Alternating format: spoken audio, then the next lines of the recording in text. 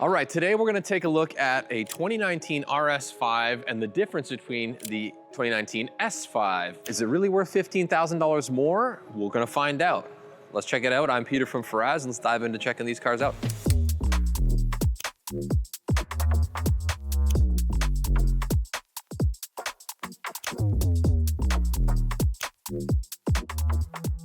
All right, so side by side, we got a 2019 S5, a 2019 Audi RS5. So what we're looking to see, is it worth the extra 15 grand to spend to get the RS5? Yeah, sure, you get about 100 more horsepower, which is great. You get a better suspension platform, but then again, is that gonna matter enough to people to actually spend the extra $15,000 or more? First thing I notice, just on these two vehicles, is we're looking at visual packages. So the visual package on this one, obviously a lot different than the other one. We got a black optics package and then a non-black optics, which gives all the different shinier brushed aluminum look to the front end, which is nice. You get the chrome grille here, or it's not even chrome. It looks like brushed aluminum, but I think it's brushed plastic. But it does look nice because it gives you some contrast between the two vehicles. And it's kind of nice that both of them, one's black, full black, and one's black, but similar or different trim package. So obviously you're gonna get a similar style grille on that S5, but then the RS5, obviously the badging's gonna be different in the front. I like the rims. I really do like the fact that these rims are nice, that silver color. They give it a little more definition. They match with the silver mirrors, which is nice. And the silver outline of the windows, which is really, really sharp. And then you get the big RS5 brakes, the beautiful red brakes, which are really, really nice. And now both of these vehicles are Sportbacks versions of these cars, which is even nicer, so we can really get a good comparison between both of them. The S5 Coupe looks much different. Obviously doesn't have a rear door, but both of these, again, are Sportbacks. Brakes look exactly the same almost. They've got the big red RS5 brakes on these ones. The other ones are just S-line brakes. So I guess slightly different visually there, but they look very similar in sizing. As we work down this car, we can see same panoramic roof as the S5. Again, the front grille on this one, it looks almost identical to the RS5, but I think this might even actually be an aftermarket grille because I don't know if all S5s come with the honeycomb style front grille. Comparisons between the both. From then, most of this car is visual because of the silver trim outlines.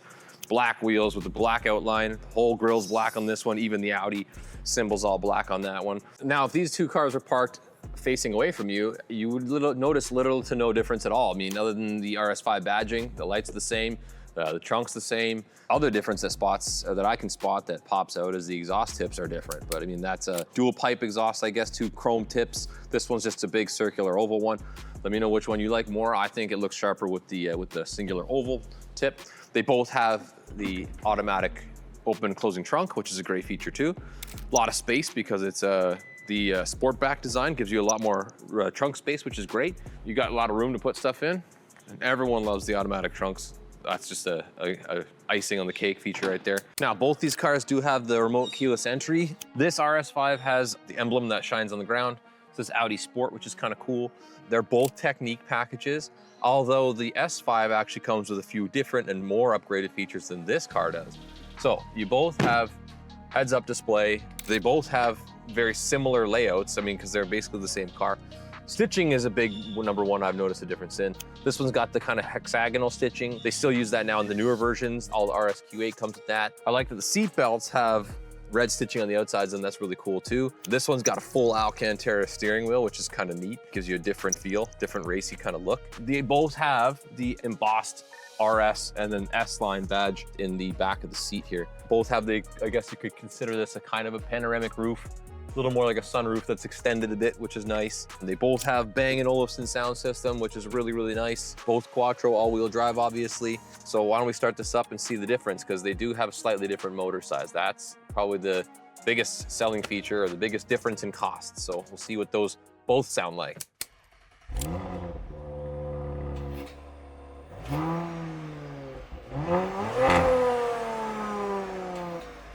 Now, I know that a lot of the S-line cars or the RS5s and the S5s that we get to have the carbon fiber trim on the inside, which is, I don't know, it's pretty much a staple to those vehicles. We do see them like this as well, which have the brushed braided aluminum look, which is kind of nice too. So again, that's a personal touch depending on what you like or what you don't like. And they both have the awesome 360 camera in the rear, which is great. Same interface for going through your navigation screens and all that kind of stuff.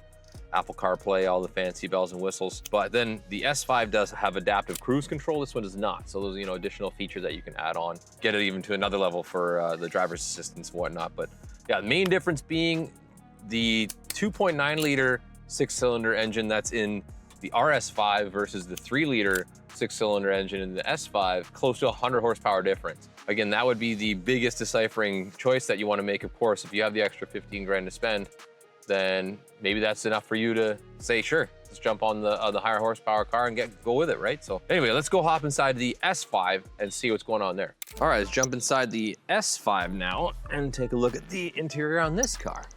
So again, like we said, very, very similar. The steering wheel in this one's leather versus Alcantara on the other one. This one has some additional added paddle shifters, which I'm not a fan of at all, but to each their own. Again, like we said, adaptive cruise control on this one. Other one does not have that feature. This one has gloss carbon fiber trim, which is really nice too. And the other thing is the stitching, like we mentioned. This one's stitching is not red, but it has diamond stitching interior, which again is really, really sharp too. Other than that, they visually look exactly the same, but we'll start this one up and see if it sounds any different than that one.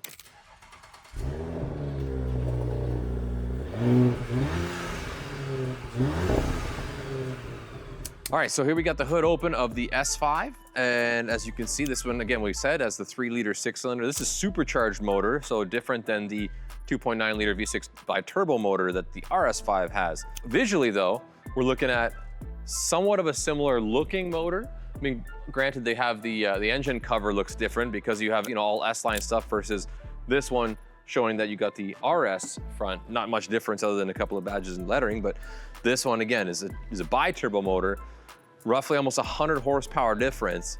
This one gets you to 0 to 60 about a half second quicker. You're gonna spend $15,000 more to tune up that one to get 100 more horsepower. Is that worth it? Or is just bite the bullet, buy this and fire away? Because again, you have supercharged versus twin turbo.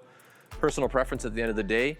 Either way, we have them both here. If you're interested in seeing either of these cars, come check us out. Fraz Auto Sales. I'm Peter, and don't forget to like and subscribe. Thanks, guys.